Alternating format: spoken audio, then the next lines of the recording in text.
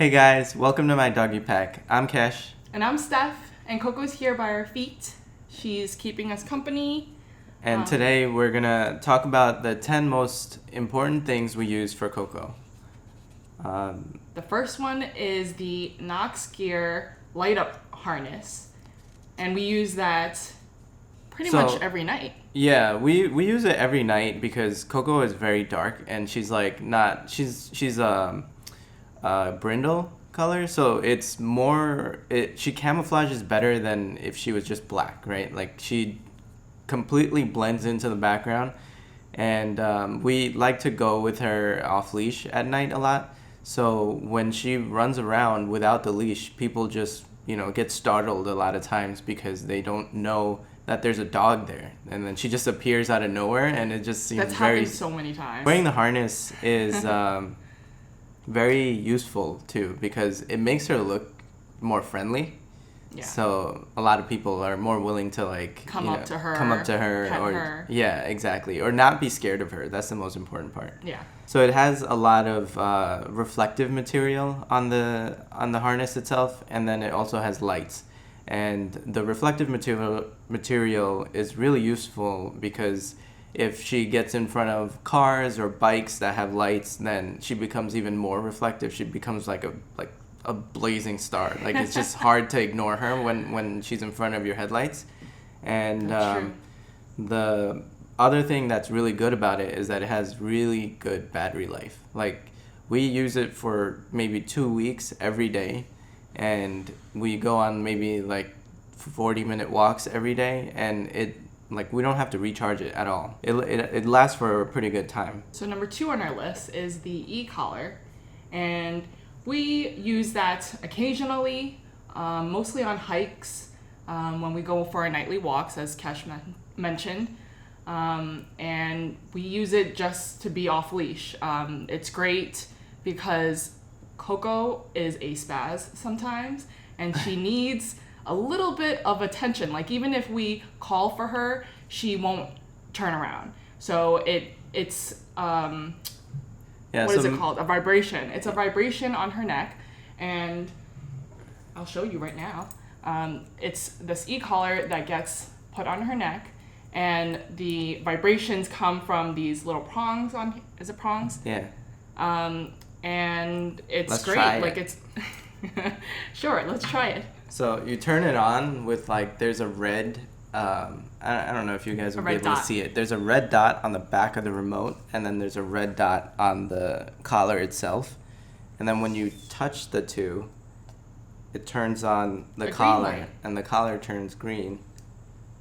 And then once the remote is on, you could see so. For us, there's a bunch of different modes that are used for the collar. One of them is a sound, the other one is shock, and the other one is vibration. So we only use the vibration and shock because the sound doesn't really seem to affect Coco at all. She doesn't respond to it at all. Not at all. And the vibration is almost 99% of the time we use vibration. She just needs a little nudge to see, to basically tell her that, listen to me and stop getting distracted by the other dog across the street. There is a dial on here that lets you control the level of shock, and it goes from 0 to 100. And so where we're starting. So when we do level 10, right? Can you even feel it? Just a little. I couldn't feel 10. It's like a tap on my shoulder. I couldn't even feel 10, right? But 20, yeah, you kind of feel 20. I can feel a little bit.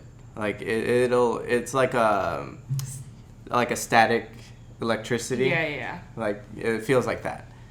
So that is not enough to cause tremendous amounts of pain, but it's enough. It's a little bit more than a vibration to let Coco know that okay, just come back to us instead of running towards the dog or towards traffic. There are 2 different buttons. One that's a continuous shock, and then there's one that is just one shock just to get her attention, and that's it. With the cheaper collars that I've that we've tried before, they freaking hurt. Like oh my God, they're so painful. Don't recommend them. Because it might be $50 or $30 for the e-collar, but try it on yourself before you use it on your dog. 100%. It freaking hurts. You can have 2 e-collars connected to the same remote. So if you have 2 dogs, you can use both e-collars with the same remote. The next item we have is the retractable leash. It's actually one of my favorite. We do have a regular leash, but this retractable leash, I use it every day. Just because of this light that I add on. It's an attachment that I add on, and I can see where Coco poops at night, because it's really, really hard, and sometimes we lose it, let's be honest. And I am not going to pull out my phone trying to look for the poop while holding the leash. But look, there's a little light up collar, and it's battery operated.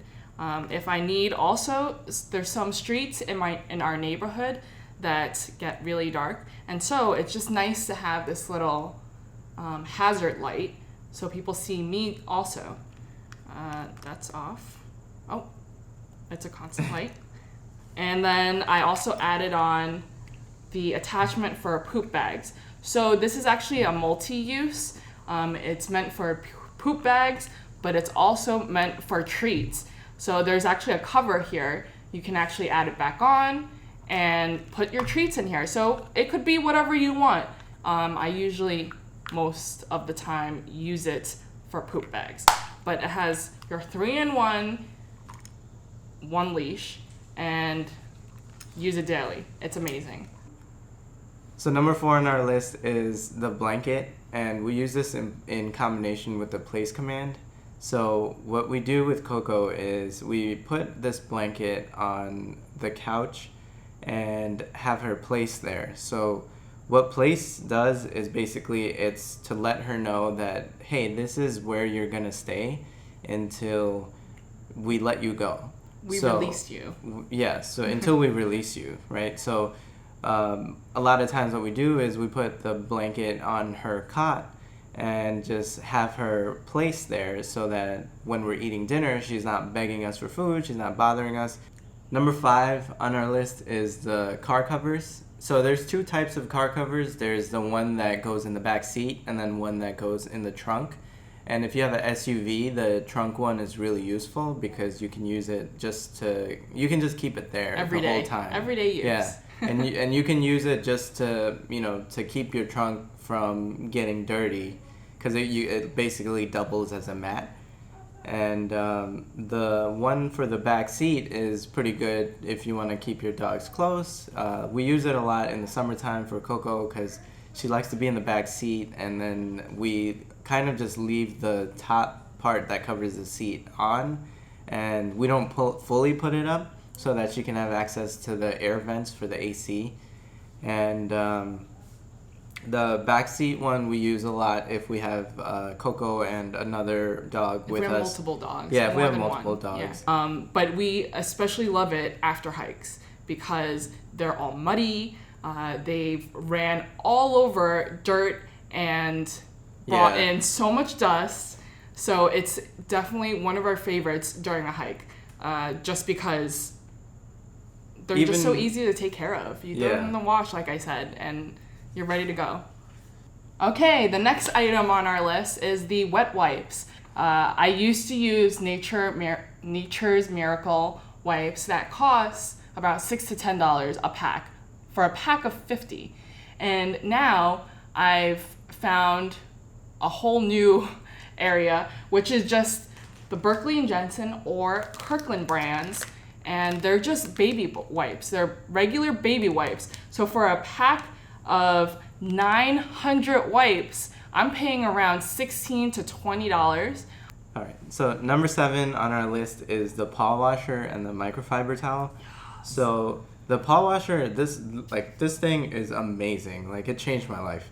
So what we do with it is every time she comes home from a walk, we basically put 2 pumps of some soap, the foaming soap, in it, and then put some water, and all you have to do is just dunk each paw into the washer and just wipe it down with the towel. It's pretty easy. It takes maybe like, like no more than a minute to do all 4 paws, and it just gets way cleaner than wiping her down with a wet wipe or anything else. Saves us a lot of money too. Saves money. Also, you save the environment by using the microfiber towel instead of disposing of wet wipe every single time. So if you're using this paw washer, then you're also going to want to moisturize your dog's paws, because we use it every day. Like, we use the paw washer 3 times a day for each one of her walks.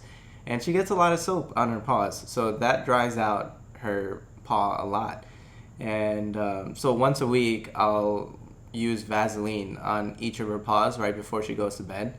And that way she gets, like soft paws, because nobody wants cracked feet, right?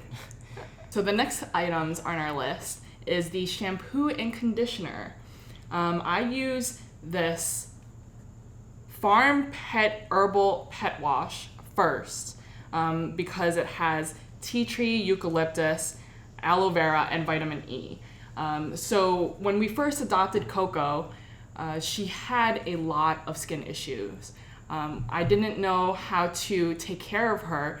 She pretty much had patches of hair just come off of her body, and every time after a bath, she would keep shedding even more, where I could only see her skin pretty much. There was no fur anymore.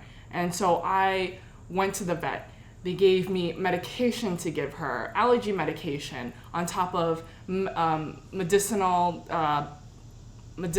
like body wash that burned her a little bit, because she was still irritated. It did not moisturize her. I think it tried to disinfect the area, so she was still scratching at it. I used it every day, and over a month, still nothing worked. The medication didn't work. The FarmPet Pet Wash was the only thing that helped her.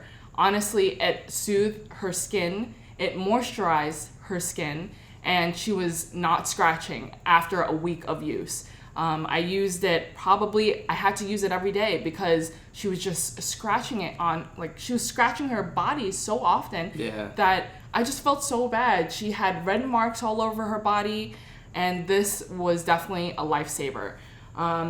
So when she finally had her coat come back again, she started to shed like a regular dog. She shed during seasons like spring and right before fall. Those were her worst shedding seasons. And so alongside with the FarmPet shampoo and conditioner, I use this shed control shampoo. So I let the FarmPet shampoo soak in for about 5 minutes after I massage it into her coat. I let it sit there for 5 minutes, and then I rinse her. And then the next one I use is the shed control shampoo. It's made of green tea base, so I'm gonna love it. She smells amazing after this. Yeah. She smells like green tea for the next 2-3 weeks until our next bath. Yeah, she smells really good for a while. And honestly, the longer it sits on her, the better she smells. Like, even after the 3rd week, I would go up to her body and sniff her. Like, it's a weird thing, but she smells amazing with this, even after 3 weeks. She smells like she just got washed yesterday, but it's an amazing product. The next item on our list is her treats. The first treat being the fish skins, Icelandic fish skins, and it's definitely one of her favorite.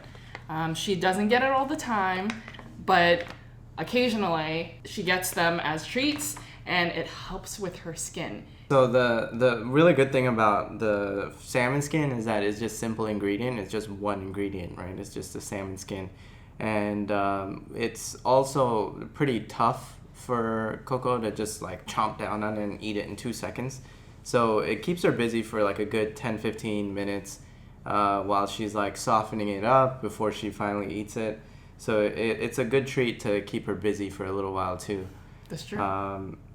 We also like to use the lamb lungs as another treat that she can eat really quickly.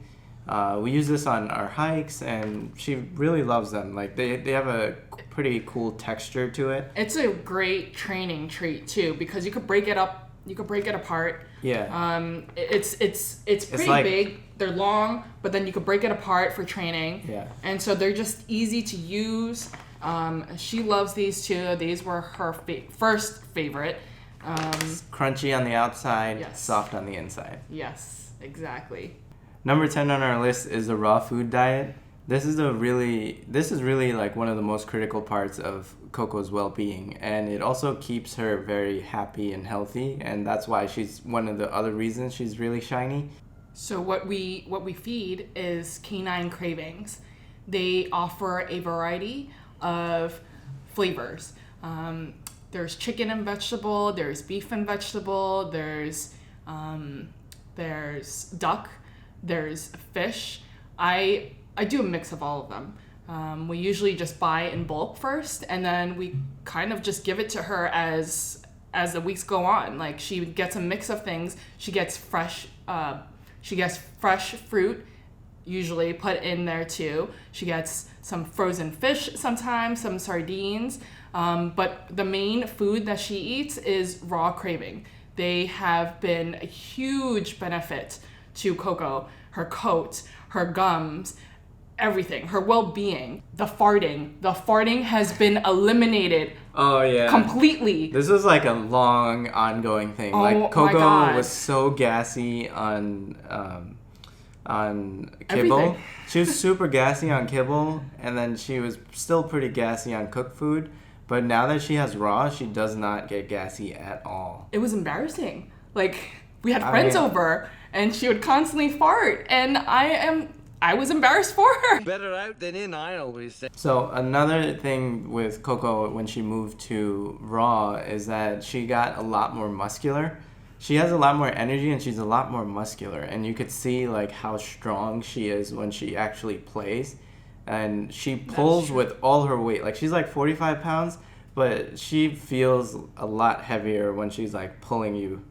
And if you can't feed your dog raw, then it's completely fine to feed them cooked food too if you want to cook for them.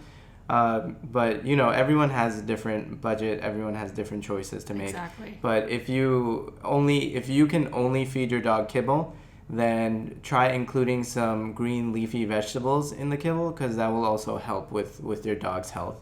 We'll leave a link in the description for Rodney Habib's TED Talk on how dogs can live longer if they have a restricted diet and if they have green leafy vegetables along with their kibble.